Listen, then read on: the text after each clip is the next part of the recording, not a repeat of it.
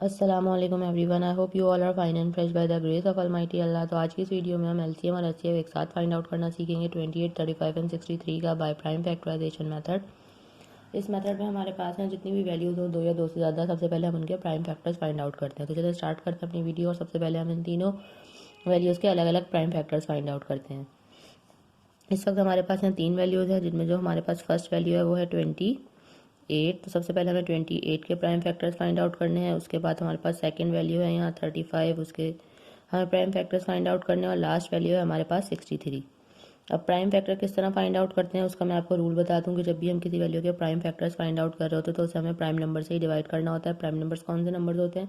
वो नंबर जो सिर्फ दो ही टेबल्स में आते हैं, एक अपने और दूसरे वन के, वो कहलाते हैं प्राइम नंबर्स।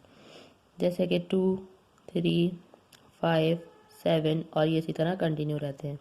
ये तमाम वो नंबर्स हैं जो सिर्फ अपने और टू के टेबल, अपने और वन के टेबल में आते हैं, इसके अलावा किसी तीसरे टेबल में नहीं आते। तो जब हम किसी वैल्यू के प्राइम फैक्टर्स फाइंड आउट कर रहे होते हैं तो इन प्राइम नंबर्स में से जैसे स्मॉलेस्ट प्राइम नंबर से वैल्यू डिवाइड हो रही होती है उसे हमें कम्प्लीटली डिवाइड करना होता है जब तक कि हमारे पास वन ना आ जाए। सबसे स्मॉलेस्ट प्राइम नंबर 2 है और 2 का डिविजिबिलिटी रूल है कि अगर किसी वैल्यू के लास्ट में इवन नंबर या फिर 0 तो वैल्यू 2 से कम्प्लीटली डिवाइड हो सकती है। यहाँ हमें फर्स्ट वैल्यू 2 से डिवाइड होती हुई नजर आ रही है तो इसे हम 2 से डिवाइड करना स्टार्ट करेंगे। 2 के टेबल में 2 बिल्कुल आता है 1 पे और 8 भी बिल्कुल आता है 4 पे। ये बन चुका है 14। अभी भी वैल्यू 2 से डिवाइड होगी, जब तक ये वैल्यू 2 से डिवाइड होगी इसे हम 2 से ही डिवाइड करेंगे। 2 के टेबल में 14 आता है 7 पे। 7 खुद एक प्राइम नंबर है, 7 को यहाँ हमें 7 से ही डिवाइड करना है क्योंकि 7 के टेबल में 7 आता है 1 पे। ये आ चुका है हमारे पास 35। 35 के लास्ट में ऑड नंबर है इसलिए वैल्यू 2 से डिवाइड नहीं हो सकती।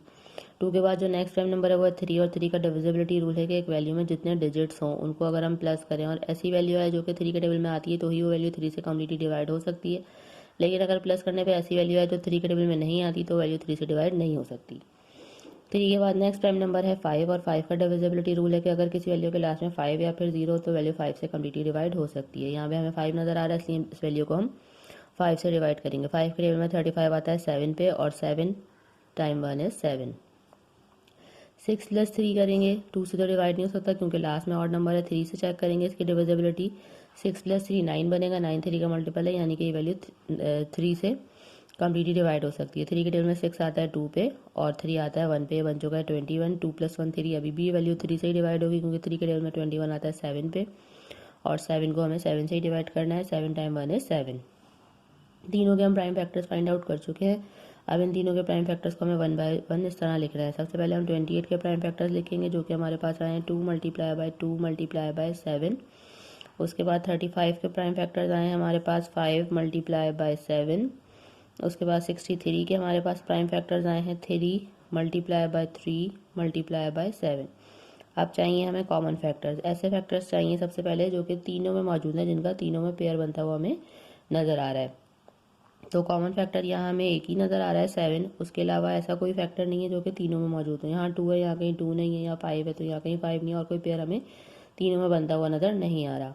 तो यही हमारा कॉमन फैक्टर है और यही हमारा हाईएस्ट कॉमन फैक्टर भी है। अगर हमें एक से ज़्यादा कॉमन फैक्टर्स मिलते तो हम उनको मल्टीप्लाई करते फिर हमें हाईएस्ट कॉमन फैक्टर पता चलता, लेकिन यह हमारे पास एक ही कॉमन फैक्टर था इसलिए ये हमारा हाईएस्ट कॉमन फैक्टर भी है।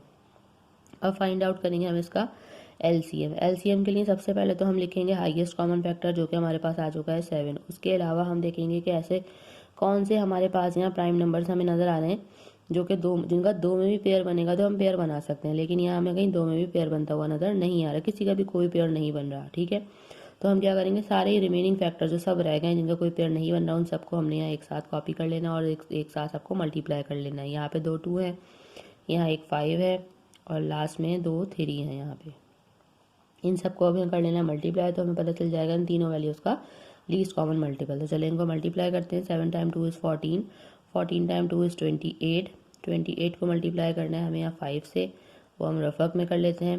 5 टाइम 8 इज़ 40 का 0 और 4 कैरी। 5 time 2 is 10 plus 4 14।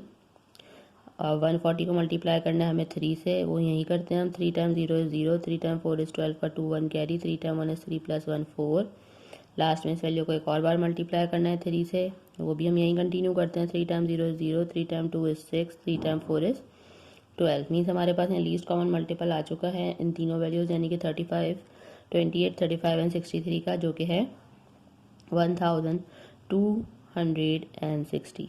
دیکھا آپ نے کتنی جلدی سے بائی پرائم فیکٹرائزیشن میتھڈ کو فالو کرتے ہوئے ہم نے ایچ سی ایف اور L C M find out کرنا سیکھ لیا ہے. آئی ہوپ کہ ویڈیو آپ کو اچھے سے سمجھ آئی ہے. اگر یہ ویڈیو آپ کو پسند آئی تو اسے لائک اور شیئر ضرور کریں اور میرے چینل کو بھی سبسکرائب کریں. انشاءاللہ بہت جلد ملتی ہیں آپ سے اپنی نیکسٹ ویڈیو میں. اپنا بہت خیال رکھیے گا.